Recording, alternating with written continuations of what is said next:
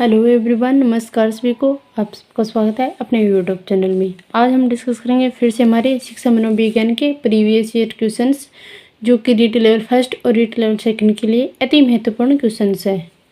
चलो हम स्टार्टिंग करते हैं। आज का हमारा पहला क्वेश्चन कौन सा रहेगा कि निम्न में से कौन सी शिक्षण विधि संरचनावाद के सिद्धांतों पर आधारित नहीं है। तो वो ऐसी कौन सी विधि है जो कि शिक्षण संरचनावाद के सिद्धांतों पर आधारित नहीं है। मस्तिष्क उद्वेलन विधि, प्रायोजना विधि, प्रयोग विधि या व्याख्यान विधि। इसका राइट ऑप्शन रहेगा 4 नंबर, यानी कि व्याख्यान विधि। फिर नेक्स्ट क्वेश्चन है कि जब किसी कार्य का प्रभाव संतोषजनक होता है तब वह अधिगमकर्ता द्वारा सीख लिया जाता है। सीखने का यह नियम किसके द्वारा दिया गया है। तो यह नियम किसके द्वारा दिया गया है? स्किनर के द्वारा, पावलोव के द्वारा, हल के द्वारा या थोर्नडाइक के द्वारा। तो प्रभाव का नियम किसके द्वारा दिया जाता है? थोर्नडाइक के द्वारा। अधिगम अनुभव तथा प्रशिक्षण द्वारा व्यवहार में संशोधन है, यह परिभाषा किसने दी है? गेट्स एवं अन्य, वुडवर्थ, हिल्डगार्ड, किंग्सले। तो ये परिभाषा किसके द्वारा दी गई है? गेट्स व अन्य के द्वारा। ये क्या कि प्रीवियस ईयर मतलब एग्जाम में आई हुई परिभाषाएं हैं। अगर आपको मतलब कि रीट लेवल फर्स्ट या रीट लेवल सेकंड में अगर कोई परिभाषा पूछी भी जाएगी तो वो क्या कि ये परिभाषाओं को क्या कि ज़्यादा से ज़्यादा ये रिपीट ही किया जाता है कि नई भाषा नहीं ली जाती। इसलिए आपको क्या कि जितनी भी प्रीवियस ईयर क्वेश्चंस में परिभाषाएं आई हुई है किसी भी टॉपिक से हो तो वो ही परिभाषा आपको याद रखनी है। अन्य कोई भाषा याद रखने की ज़्यादा ज़रूरत नहीं है। इन्हीं भाषाओं से क्या कि क्वेश्चन पूछ लिया जाता है। फिर नेक्स्ट क्वेश्चन करते हैं कि 16 वर्ष की आयु तक मस्तिष्क का भार लगभग कितना हो जाता है? 750 ग्राम से 900 ग्राम, 1200 ग्राम से लेकर 1400 ग्राम। मानो कि 16 वर्ष की आयु तक मस्तिष्क का भार हो जाता है। फिर नेक्स्ट क्वेश्चन है कि पियाजे के संज्ञानात्मक विकास के सिद्धांतानुसार ज्ञान का आधारभूत निर्माण खंड कहलाता है। स्कीमा, आत्म सातुकरण, समाविष्टीकरण, संतुलिनीकरण। तो इसका राइट ऑप्शन कौन सा रहेगा? स्कीमा। यानी कि पियाजे के संज्ञानात्मक विकास सिद्धांत के अनुसार ज्ञान का आधारभूत निर्माण खंड कहलाता है। तो वो कौन सी कहलाती है? स्कीमा कहलाती है। यानी कि स्कीमा क्या होता है? सूचनाओं का एक संगठित इकाई है। स्कीमा क्या है? सूचनाओं की एक संगठित इकाई है। यानी कि अगर हम कहीं भी जाते हैं तो कुछ चीज़ें देखते हैं, उनको मान लो कि अपने माइंड में सेट कर लेते हैं। फिर कहीं पर हो गए तो उनको भी अपने माइंड में इकट्ठा बहुत सी मान लो कि विचार, ऐसी भावनाएं कि हम क्या अपने मान लो कि इकट्ठी कर लेते हैं। तो इन्हीं को क्या कहते हैं? हम स्कीमा कहते हैं। फिर नेक्स्ट क्वेश्चन है कि पूर्व ज्ञान के रूपांतरण एवं पुनर्संगठन के द्वारा ज्ञान की रचना की जाती है। यह निम्नलिखित में से किसके दृष्टिकोण की सर्वोत्तम व्याख्या है? पियाजे, वाइगोत्स्की, फ्रायड या बांडुरा। तो ये किसकी रहेगी? जीन पियाजे की। एक नंबर ऑप्शन क्या रहेगा इसका राइट आंसर। निम्नलिखित में से कौन सा अधिगम के धनात्मक स्थानांतरण का प्रकार नहीं है? यानी कि धनात्मक स्थानांतरण का प्रकार पूछा कि निम्न में से ऐसा कौन सा अधिगम है जो कि धनात्मक स्थानांतरण का प्रकार नहीं है? पार्श्व स्थानांतरण, क्रमिक स्थानांतरण, क्षैतिज स्थानांतरण, शून्य स्थानांतरण। कौन सा रहेगा? शून्य स्थानांतरण। यानी कि 4 नंबर ऑप्शन क्या रहेगा इसका राइट आंसर। निम्नलिखित में से कौन सा थोर्नडाइक द्वारा प्रदत्त अधिगम का मौन या साहयिक नियम है? तो ऐसा कौन सा नियम है? वो तत्परता, अभ्यास और प्रभाव का नियम। ये तो क्या है? मुख्य नियम है। लेकिन मानसिक वृत्ति कौन सा रहेगा? गौण नियम या गौण या सहायक नियम इसे हम कहते हैं। 3 नंबर ऑप्शन क्या रहेगा इसका राइट आंसर। फिर नेक्स्ट क्वेश्चन है कि एक अंग्रेजी के अध्यापक ने अपने विद्यार्थियों को पढ़ाते समय केट का बहुवचन केट्स, हाउस का बहुवचन हाउसेस, पेन का बहुवचन पेन्स, उसी क्रम में विद्यार्थी ने माउस का बहुवचन गलती से बना दिया। वह किस प्रकार के अधिगम स्थानांतरण का उदाहरण है? यहाँ पे भी क्या पूछा गया है? अधिगम स्थानांतरण वाला क्वेश्चन पूछा गया है।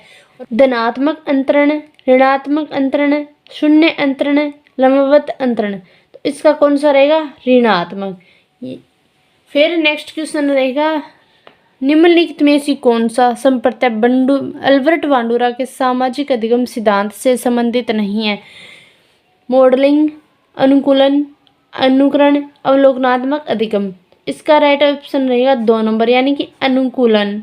अनुकूलन किसके उदाहरण है? तो वो है हमारे जीन पियाजे साहब के। निम्नलिखित में से कौन सा टोलमेन के अधिगम सिद्धांत का अन्य नाम नहीं है? चिन्ह अधिगम सिद्धांत, प्रत्याशा सिद्धांत, अंतर्दृष्टि सिद्धांत, चिन्ह गेस्टाल्ट सिद्धांत।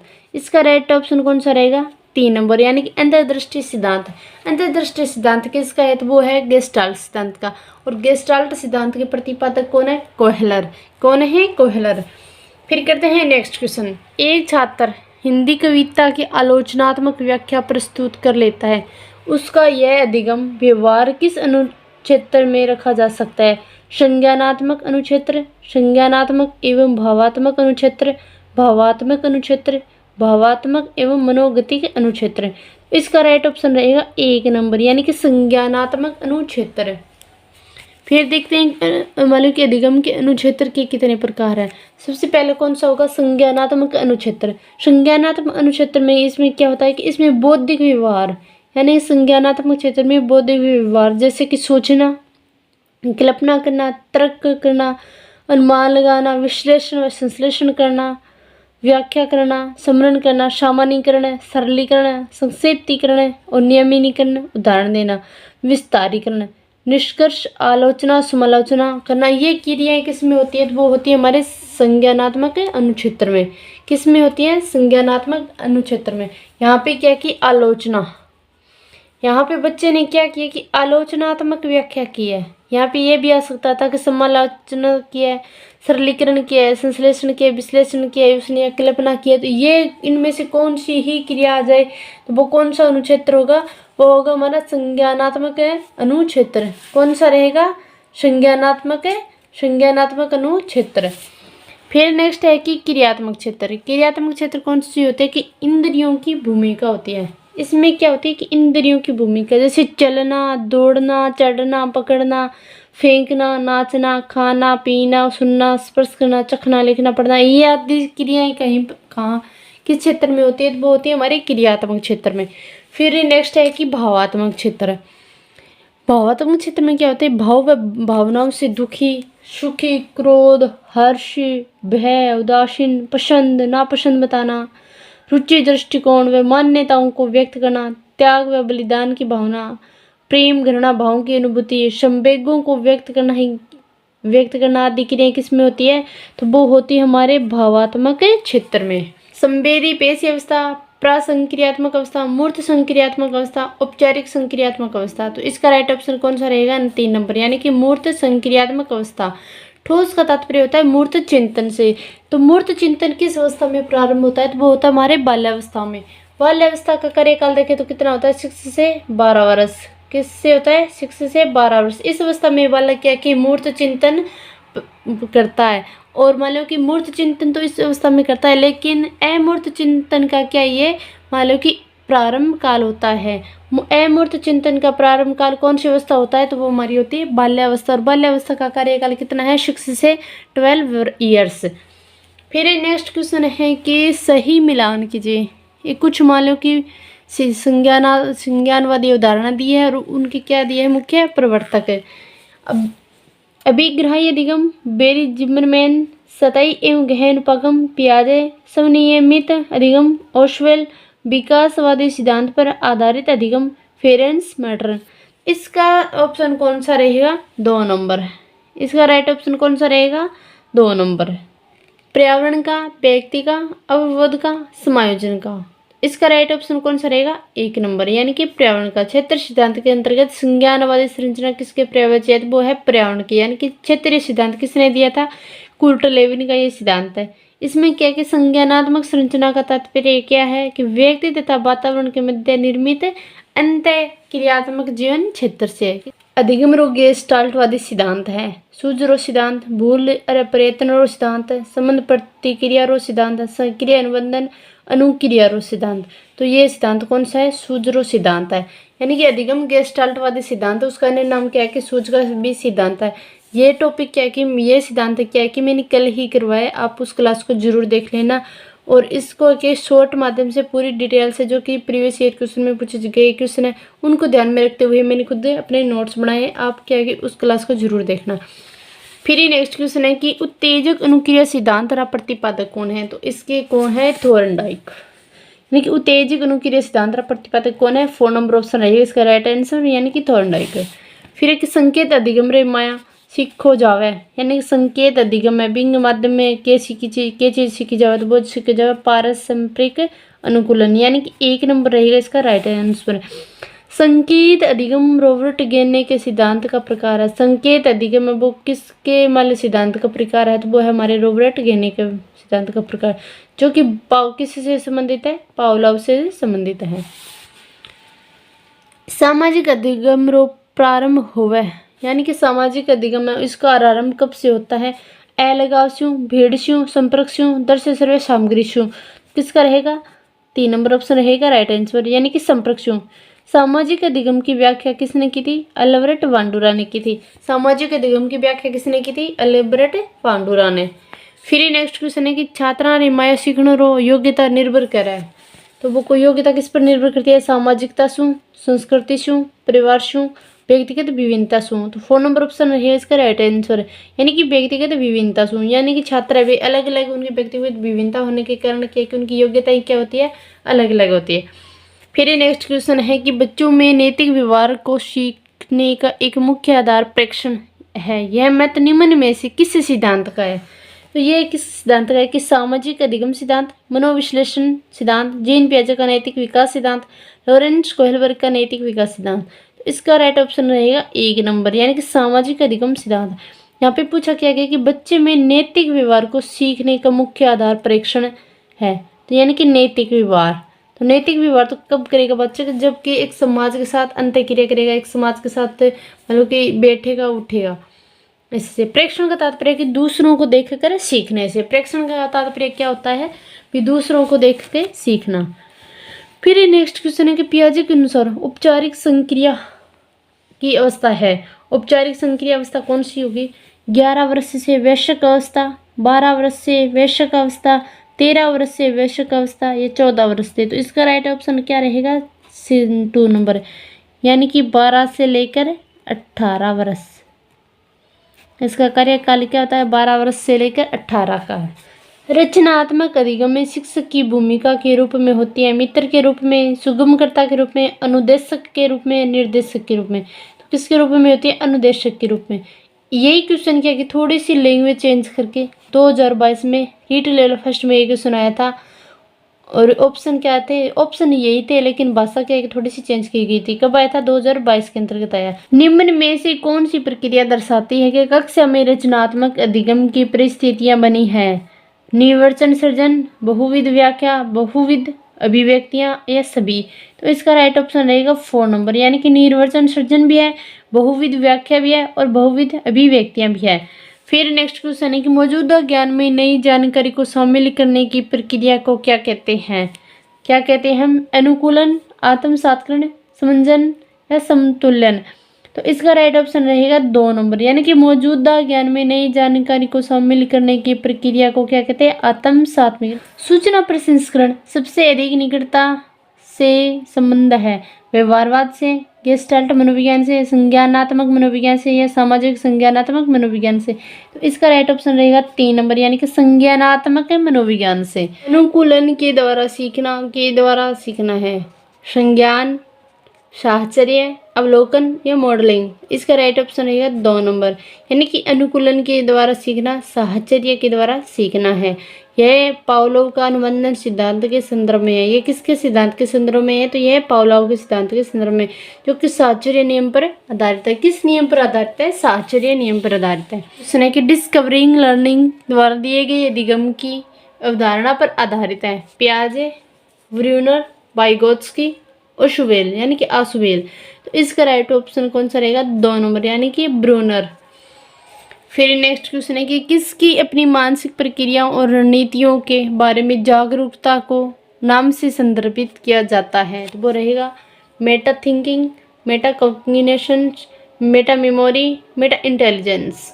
इसका राइट ऑप्शन क्या रहेगा, 2 नंबर, यानी कि मेटा कॉग्निशंस, 2 नंबर रहेगा इसका राइट ऑप्शन। अधिगम के संज्ञानात्मक क्षेत्र सिद्धांत का प्रतिपादन किसने किया है, कोहलर ने, C.L. हेल ने, कुर्ट लेविन ने, V.F. स्किनर ने। तो किसने किया था, कुर्ट लेविन ने।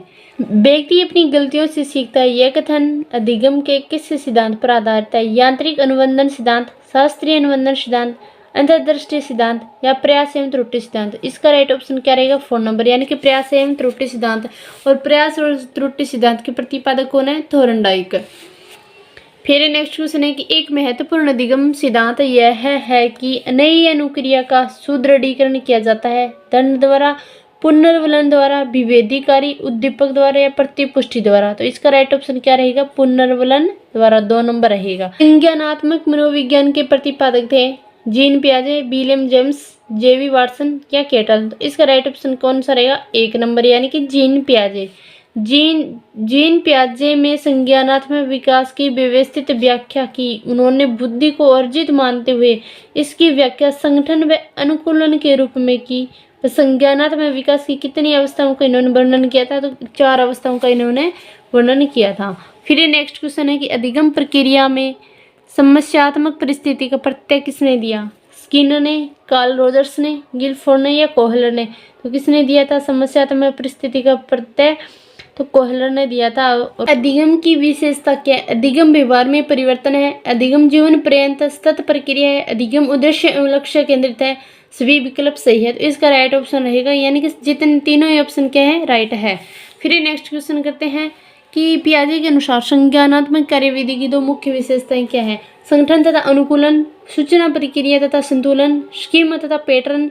कोई विकल्प सही नहीं है। इसका राइट ऑप्शन कौन सा रहेगा? संगठन तथा अनुकूलन, यानी कि 1 नंबर ऑप्शन क्या रहेगा इसका राइट आंसर। संगठन क्या होता है कि स्कीमा या बौद्धिक संरचना के समन्वित रूप को क्या कहते हैं? हम संगठन कहते हैं। और अनुकूलन किसे कहते हैं? कि वातावरण उसे कहते हैं हम कि बालक व वातावरण के मध्य चलने वाली परस्पर क्रिया द्वारा निर्मित समतुल्यन को क्या कहते हैं? हम अनुकूलन कहते हैं। फिर नेक्स्ट क्वेश्चन है कि निम्नांकित में से कौन सा अधिगम सिद्धांत का उदाहरण नहीं है? तो वो कौन सा नहीं है? शास्त्रीय अनुबंधन सिद्धांत, प्रयास एवं त्रुटि सिद्धांत, क्रिया प्रसूत अनुबंधन सिद्धांत, अंतर्नोद न्यूनीकरण सिद्धांत। तो इसका राइट ऑप्शन कौन सा रहेगा? 4 नंबर, यानी कि अंतर्नोद न्यूनीकरण सिद्धांत। फिर नेक्स्ट क्वेश्चन करते हैं कि निम्न में से कुर्ट लेविन के क्षेत्र सिद्धांत से संबंधित है? जीवन स्पेस, वेक्टर एवं वैलेंस, टोपोलॉजी, सभी विकल्प सही है। तो इसका राइट ऑप्शन कौन सा रहेगा? 4 नंबर, यानी कि सभी विकल्प सही है। के अनुसार निम्न में से कौन सा अधिगम का गौण नियम है? अभ्यास का नियम, तत्परता का नियम, मनोवृत्ति का नियम या सभी विकल्प? अभ्यास का नियम और तत्परता का नियम तो क्या है? मुख्य नियम है। मनोवृत्ति का नियम क्या है? गौण नियम है। 2 नंबर ऑप्शन क्या रहेगा इसका राइट आंसर। गेने के अनुसार निम्नलिखित में से कौन सा अधिगम का प्रकार नहीं है? उद्दीपन, अनुक्रिया, संप्रदाय, समस्या समाधान या अन्वेषण। तो 4 नंबर ऑप्शन क्या रहेगा इसका राइट आंसर, यानी कि अन्वेषण है वो क्या है कि गेने का अधिगम का प्रकार नहीं है। अन्वेषण अधिगम डेविड आसुबेल व जेरोम ब्रूनर द्वारा बताया गया है। अन्वेषण किसके द्वारा बताया? अन्वेषण अधिगम डेविड आसुबेल तथा जेरोम ब्रूनर के द्वारा बताया गया है। अधिगम के प्रयास एवं त्रुटि सिद्धांत में निम्नलिखित में से कौन सा सिद्धांत सम्मिलित नहीं है? तत्परता का प्रभाव, अभ्यास का प्रभाव का, ये तीनों तो क्या है सिद्धांत सम्मिलित है, लेकिन उद्दीपन क्या है ये इसमें सम्मिलित नहीं है। 3 नंबर ऑप्शन क्या रहेगा राइट आंसर, यानी कि थॉर्नडाइक द्वारा तत्परता का, अभ्यास का व प्रभाव के नियम दिए गए थे, लेकिन उद्दीपन क्या है कि कोई नियम नहीं है। फिर नेक्स्ट है क्वेश्चन करते हैं किशोर अवस्था में निम्नलिखित में से किस विकास के क्षेत्र को अधिक संवेदनशील माना जाता है? तो वो कौन सा क्षेत्र रहेगा हमारा? मानसिक विकास, शारीरिक विकास, सामाजिक विकास, संवेगात्मक विकास। तो इसका राइट ऑप्शन क्या रहेगा? 4 नंबर, यानी कि संवेगात्मक विकास। संवेगात्मक विकास सर्वाधिक अस्थिरता के कारण संवेदनशील माना गया है। फिर नेक्स्ट क्वेश्चन है कि पियाजे के अनुसार निम्नलिखित में से कौन से काल में बालक का लंबाई, क्षेत्रफल और आयतन संरक्षण की समझ विकसित हो जाती है? तो किस काल में हो जाती है? तो वो रहेगी हमारा काल मूर्त संक्रियात्मक काल, औपचारिक संक्रियात्मक काल, संवेदी गामक काल, पूर्व संक्रियात्मक काल। तो 1 नंबर ऑप्शन क्या रहेगा इसका राइट आंसर, यानी कि मूर्त संक्रियात्मक काल। मूर्त संक्रियात्मक काल किस अवस्था तक होता है? तो 7 से लेकर 11 वर्ष तक है। फिर नेक्स्ट क्वेश्चन है कि सीखने का प्रयास एवं त्रुटि सिद्धांत किसके द्वारा दिया गया है? तो भाई कौन है हमारे मनोवैज्ञानिक थॉर्नडाइक। यह 1898 में दिया गया था। मतलब सीखने का प्रयास और त्रुटि सिद्धांत कब दिया गया था? 1898 में दिया गया था।